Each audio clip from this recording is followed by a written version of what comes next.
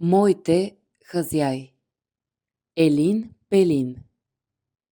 Тя е тънка като пръчка. Той е дебел като шопар.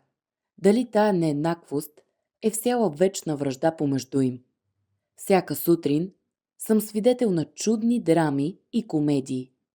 И още не мога да разбера кой почва пръв. Тя или той? Сутрин още спя. И ето, че чувам ужасен вик.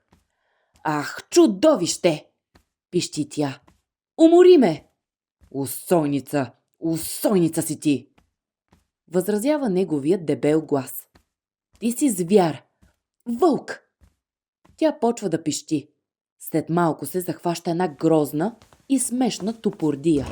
На столове, охканици и зломни ръмжения. Не може да се разбере кой кого бие. Мъжът вика: не бий. Жената крещи: преби ме. Качвам се възмутен, за да направя мир. Стаята им е разхвърлена ужасно. Господине, крещи тя, моят мъж е злодеец. Преби ме. Мъжът се усмихва, съжалително и с достоинство я кори. Не те е срам да лъжеш.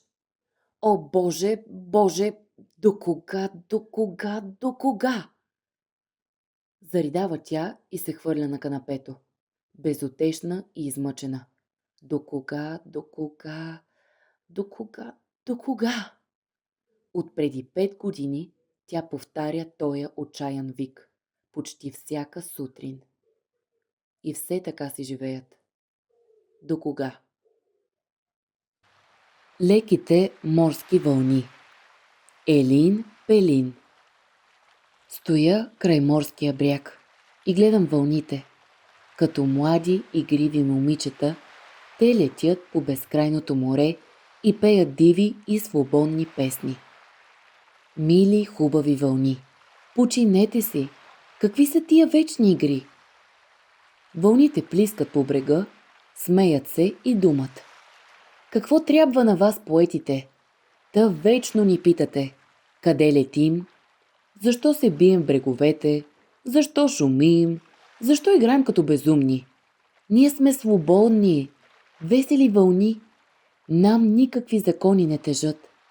Бездната е наша майка и любовта е наша цел.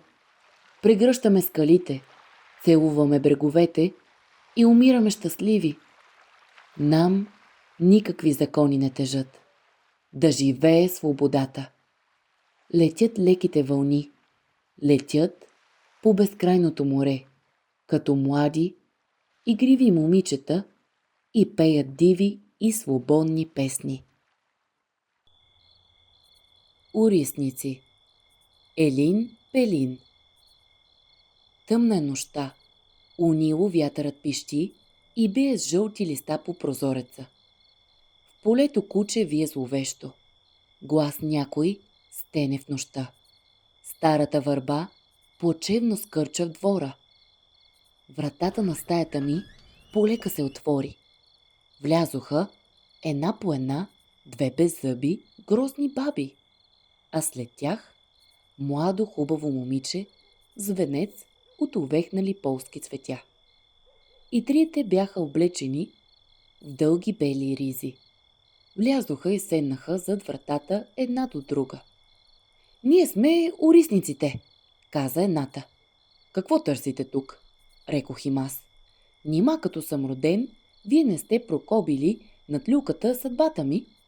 Вие зли жени! Бабите злорадо се засмяха. Момичето огорчено наведе очите си. Синко, не сърди се, започна другата. Всичката ти злочестина е прокобена от това младо момиче, което върви с нас. То се смили на тебе и съзна, че е постъпило жестоко. Значи тя иде да иска извинение. Не, тя ти носи утешение. Младото момиче стана смутено и развълнувано. Ние дойдохме при теб, рече то, за да ти кажа тия думи. Страданието възвишава духа. Трите урисници излязоха тихо, както бяха влезли. Утешавайте други го с тия приказки. извиках възмутен след тях. Аз познавам добре страданието. То вдига високо духа, като го тегли с въже за шията. Глас някой отново простена в нощта.